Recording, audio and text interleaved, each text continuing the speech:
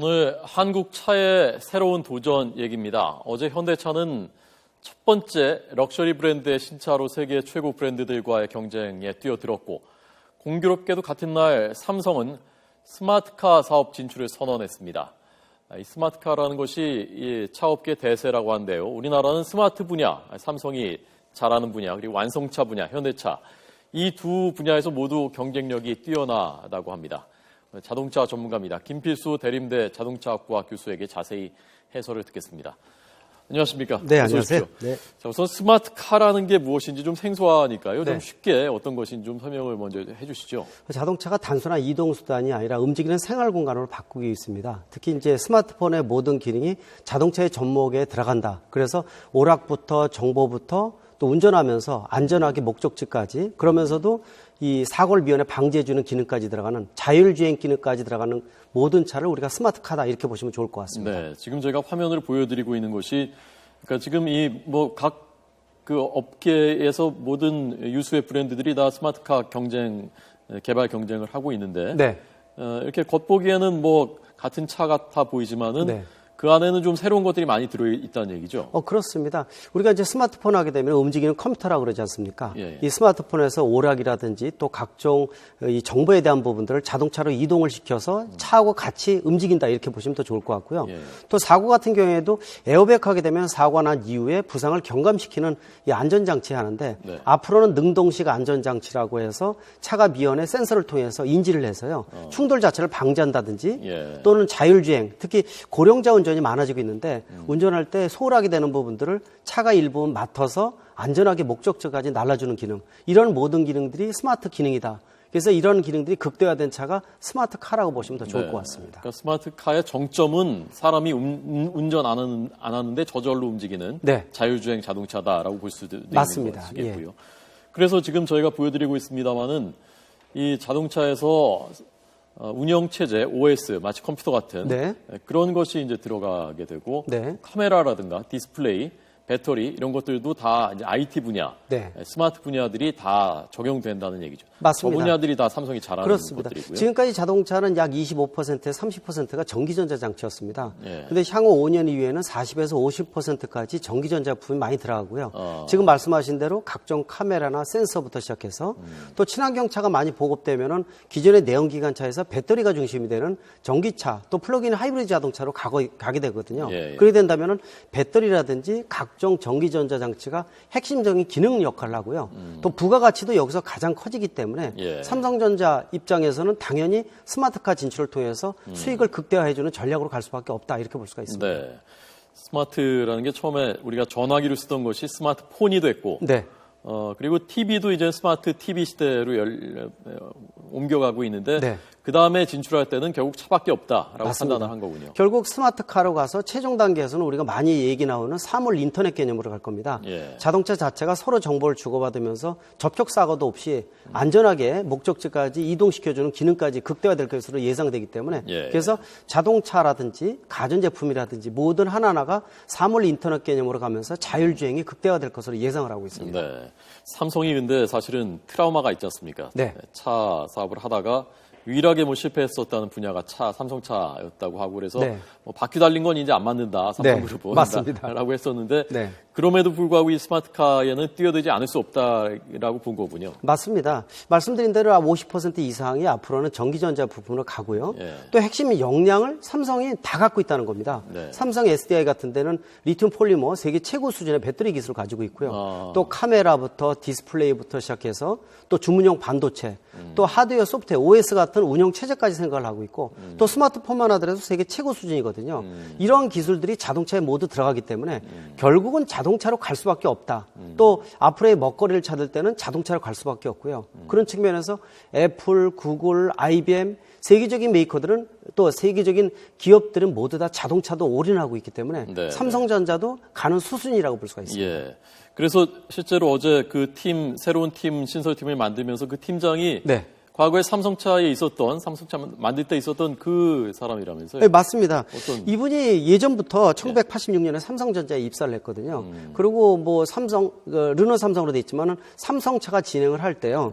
이쪽 자동차 쪽에 전략 담당 과장을 했었어요. 그래서 이 삼성 자동차에 대한 역사를 가지고 있는 분이기 때문에 그러면서 이 상무, 전무, 그리고 부사장까지 올라온 부분이기 때문에 자동차와 이 IT 쪽, 특히 생활 가전업부 쪽도 노하우가 상당히 많이 갖고 있는 분입니다. 그런 측면에서 자동차와 가전에 대한 부분들을 융합시켜주는, 컨버전스 시켜주는 이런 기능들도 이분이 많이 갖고 있기 때문에 아마 수장으로서의 역할을 지명을 하지 않나 이렇게 보고 있습니다. 네, 박종환 부사장이고요. 95년부터 97년까지 삼성차의 경영 전략 담당 과장으로 근무했었던 인물입니다. 네. 사실은 삼성의 지금 라이벌이라고 할 수 있는, 삼성전자의 라이벌이라고 할 수 있는 애플하고 구글은 이미 한참 전에 뛰어들었지 않습니까? 맞습니다. 그래서 어느 정도 좀 비교를 해주죠. 세 군데 어떻게 되고 있는지. 몇 년 전만 하더라도 자율주행하게 되면 우리가 일명 구글카라 불렀습니다. 그만큼 구글에서 먼저 진입을 해서 지금 뭐 LA 같은 경우에도 구글차가 이렇게 진행이 되고 있는데 한 달 전에도 굉장히 상징적인 사진이 하나 떠올랐습니다. 무인 자율주행차인데 교통경관이 단속하는 장면입니다. 사람은 없거든요. 근데 누구하고 얘기했냐면 원격에 있는 엔지니어하고 얘기하는 겁니다. 속도가 너무 느리니까 이 차 좀 속도 빨리 올려라. 이러한 장면이 미래의 한 장면이라 볼 수가 있는데 그런 차들이 바로 구글카거든요. 그리고 이제 애플 같은 경우에도 우리가 애플 스마트폰 중에서 쉬리라고 자동 응답을 답변을 해주는 거 있는데 그렇죠. 이런 것들이 극대화되면은 바로 자동차에 접목이 되면서 음성 인식과 합성 장치를 통해서 운전자가 전방 주시의 의무를 소홀히 하지 않으면서 말로 하면은 자동으로 음성으로 문자로 바뀌어서 전송되는 기능 이런 것들이 극대화되기 때문에 앞으로 이러한 원천 기술 확보가 굉장히 중요합니다. 그런 측면에서 애플도 자동차로 접목이 되는 또 뛰어든 이유가 바로 거기에 있다고 볼 수가 있습니다. 그러니까 저도 이번에 처음 알았는데 이미 그냥 시험 주행 뭐 이렇게 빈 도로에서 하는 정도가 아니라 실제 도로에 나가서 추월도 하고 뭐 교통신호 다 지키고 하면서 몇백 킬로미터씩 주행을 하고 있다면서요? 맞습니다. 구글카 같은 경우에는 이미 주행거리 자체가 100만 단위 이를 정도로요. 상당히 누적이 많이 되어 있고요. 무사고도 있고 또 벤츠라든지 아우디라든지 일반 도로에서 몇백 킬로미터 운행하는 경험들은 다 있습니다. 또 속도도 고속도로에서 100킬로미터 이상 속도를 내면서 자율주행하는 경험도 많이 있거든요. 그런 실정에 비해서는 국내에서는 아직도 좀 뒤처지고 있고요. 원천 기술 확보라든지 이런 부분 측면에서도 아직 좀 뒤지기 때문에 빨리 좀 서둘러야 되는 이유가 바로 거기에 있다고 볼 수가 있습니다. 자, 그래서 삼성이 어제 이 사업 진출하겠다고 발표하면서 그렇다고 우리가 차를 만들겠다는 건 아니다라고 선을 그었다고 하고 오늘 어느 신문에서는 차 껍데기 빼고는 다 만든다 삼성이라고 제목을 뽑았던데 그러면 장기적으로는 어떻게 되는 겁니까? 지금 차 업계들이 있지 않습니까? 그 업계들하고 이 지금 삼성, 구글, 애플은 경쟁 관계가 되는 겁니까? 아니면 뭐 협력 보완을 하는 겁니까? 지금 단계에서는 협력 보완 단계라고 보시면 될 것 같습니다. 자동차라는 것이 130년의 역사 동안에 플랫폼이라는 게 있습니다. 뼈대를 만들면서 얻는 건데 이 경험이 없이는 함부로 차를 만들기는 어렵습니다. 그러나 내연기관차는 3만 개의 부품이지만은 친환경 자동차 중에서 전기차 같은 경우는 1만 개, 30에서 40% 부품뿐이 안 되고요. 그러다 보니까 중소기업도 만들 수가 있습니다.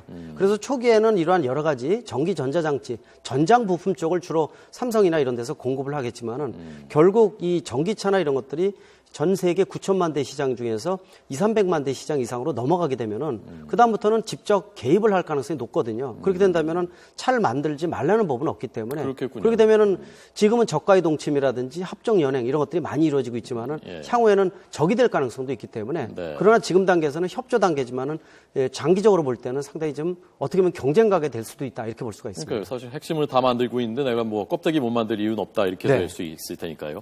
현대차가 어제 럭셔리 브랜드 첫 차를 발표를 했는데 현대차도 사실은 이 분야를 이미 개발을 하고 있고요. 어제 럭셔리 브랜드로 처음 진출했다는 것은 어떤 의미를 갖고 있는 겁니까? 앞으로의 먹거리 측면에서 우리가 투트랙이라고 보통 얘기합니다. 사실 후진국에서 30년 동안에 선진국으로 진입한 유일한 나라가 우리 대한민국입니다. 자부심 가져도 괜찮거든요. 그 중심에 이제 현대차 그룹이 있다고 볼 수가 있고요.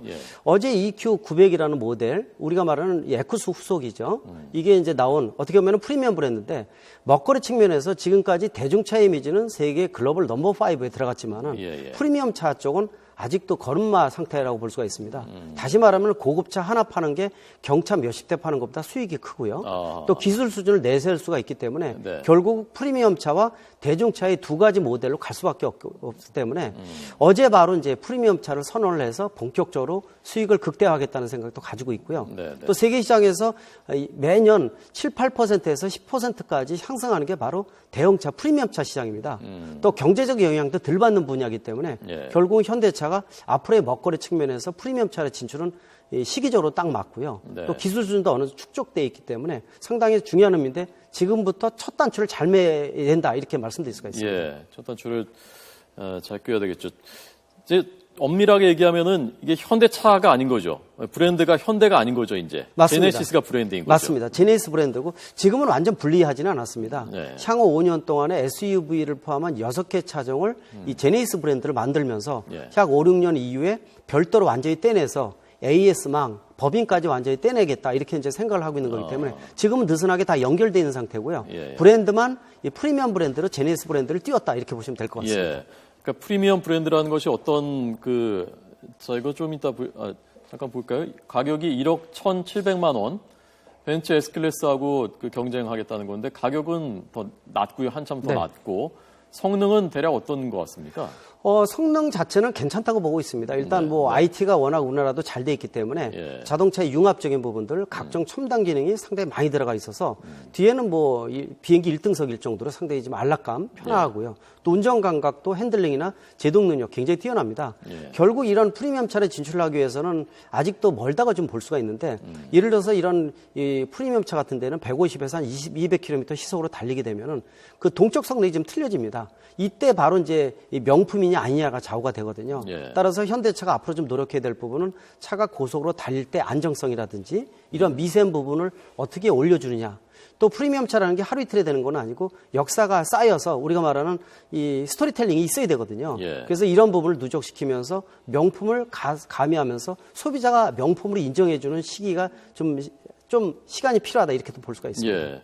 자, 프리미엄 브랜드를 어떤 브랜드들을 각사들이 운용을 하고 있는지 한번 보시죠. 그러니까 일본의 토요타는 토요타 차가 따로 있지만 렉서스라는 별도의 브랜드를 예, 고급차 브랜드를 하고 있고 혼다는 아큐라, 닛산은 인피니티, 폭스바겐은 아우디가 이제 프리미엄 브랜드로 네. 하고 있고 현대차는 이번에 처음으로 제네시스라는 브랜드를 새롭게 만든 겁니다. 네. 자, 그러면요, 교수님. 현대차도 지금 무인차 개발을 하고 있고 네. 시험 주행도 하고 있고 나중에는 결국 가면 삼성하고 현대가 대결할 수도 있겠는데요. 좀 제가 보기에는 아쉬운 부분이 있습니다. 네. 예를 들어서 현대차가 순혈주의를 좀 강조를 합니다. 다시 말하면 샘물부터 다 녹여서 만들고 있는데 사실 우리나라에서 이 모든 것을 100%다 하기는 쉽지는 않습니다. 예. 나름대로 강점들이 있거든요. 좀 더 국내에서 그룹들 사이에 강점을 갖고 있는 게 시너지 효과를 낼 수 있게끔 해주면은 세계 최고의 제품이 나올 수 있다고 보고 있거든요. 예, 예를 들어서 현대차와 삼성과 LG라든지 이런 여러 개의 강점을 모은다면은 세계 최고의 친환경차 또 프리미엄차가 탄생할 수가 있기 때문에 네. 그런 부분들은 좀 더 이 제휴를 통해서 같은 목표를 가져서 달렸으면 하는 생각이 듭니다. 예. 현대가 사실은 지금 구글하고 제휴를 하고 있죠. 네. 무인차 부분에서. 맞습니다. 근데 구글하고 할 게 아니라 삼성하고 하면 더 좋지 않겠느냐라는 말씀이십니다. 그렇죠. 그런 부분도 좀 있고 사실 아쉬운 부분이 그런 부분이거든요. 외국계하고 하게 되면 한계성도 있고요. 기술에 대한 부분들도 접목되는데 문제점이 있을 수가 있습니다. 그런 측면에서 보면 국내에서 충분히 경쟁력 가진 곳하고 같이 한다면 훨씬 더 낫고요. 정부 측면에서도 이 산학연관 도와줄 때 또 제도나 이제 어떤 이 법규에 대한 부분들은 훨씬 더 여유가 좀 있거든요. 그런 측면에서 보면은 국내의 경쟁력 있는 데하고 좀 합치는 것도 상당히 좀 의미가 있지 않나 이렇게 보고 있습니다. 네, 알겠습니다. 자동차 산업이 사실은 우리 경제를 이끌어 왔었던 성장 동력, 중요한 동력 중에 하나고 또 이 상징성이 있지 않습니까? 일반인들이 아주 생활에서 밀접하게 쓰는 것이기 때문에 이것이 사실 국가 브랜드하고도 또 연결이 돼 있고요. 네. 그래서 한국차의 새로운 도전, 어제가 기록될 만한 날인 것 같은데요. 네. 저희들이 앞으로 지켜보도록 하겠습니다. 오늘 네. 김필수 교수의 해설 들었습니다. 교수님 고맙습니다. 네, 감사합니다.